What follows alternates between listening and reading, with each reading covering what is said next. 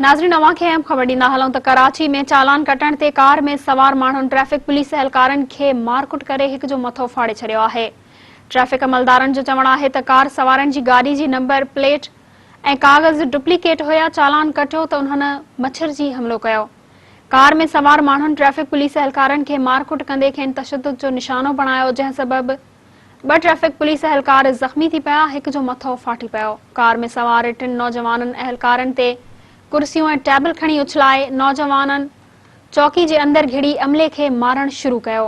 नाज़रीन अवां खे हिकु भेरो ॿीहर ॿुधाईंदा हलूं त कराची में चालान कटण ते कार सवार माण्हुनि ट्रैफिक पुलिस एहलकारनि खे मारकुट करे हिक जो मथो फाड़े छॾियो आहे। ट्रैफिक अमलदारनि जो चवणु आहे त कार सवारनि जी गाॾी जी नंबर प्लेट ऐं कागज़ डुप्लीकेट हुया। चालान कटियो त उन्हनि मच्छर जी हमलो कयो।